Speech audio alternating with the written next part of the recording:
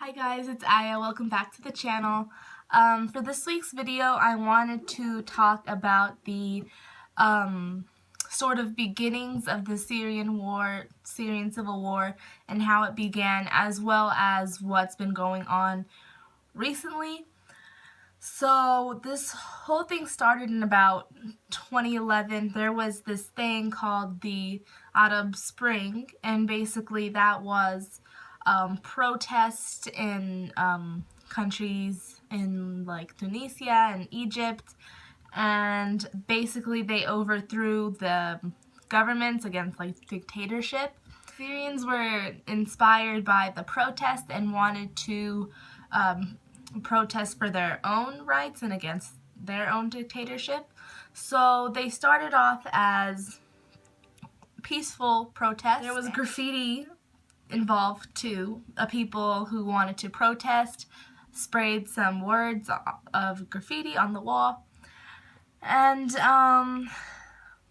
the president, Bashar al-Assad of Syria, he did not respond well to this, and he ended up killing hundreds because of these protests. And in about July of 2011, what's known today as the rebels, I guess, in July of 2011, they came together and announced their formation of the Free Syrian Army. And after that, you know, the civil war began. Syria is in the bloodiest war of the 21st century.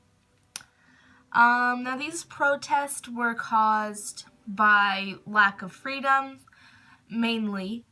I think that's why everybody, you know, even in Tunisia and in Egypt, that's why they decided to rebel to just lack of freedoms and basic rights. Fast forward to today.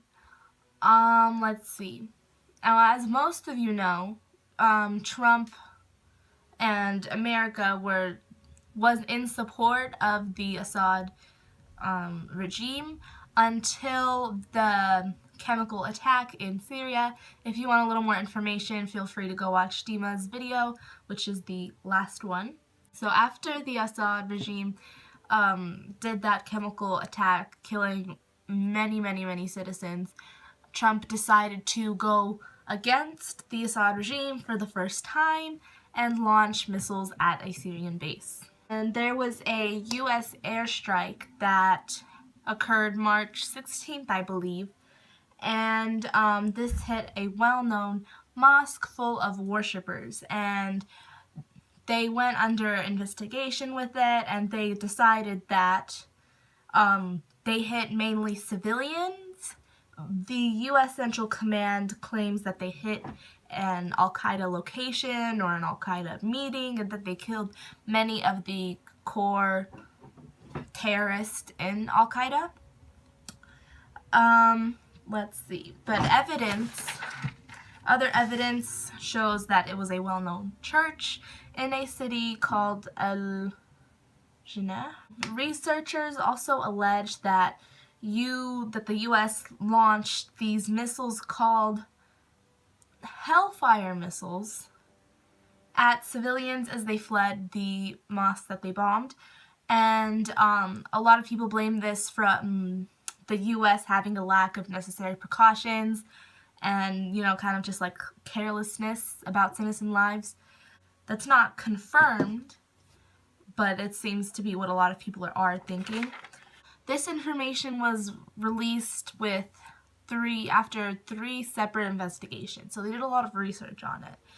And I'll admit, at first, I was kind of in support of Trump's attack. Maybe I was thinking maybe something would come of it.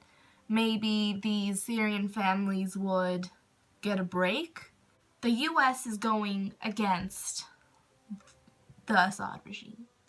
And if they're going against it, you think they wouldn't kill any more citizens. But if they're still killing citizens, then what's the point of Trump being in Syria? There's no point, you know? So that's the video for today. I hope you guys enjoyed it.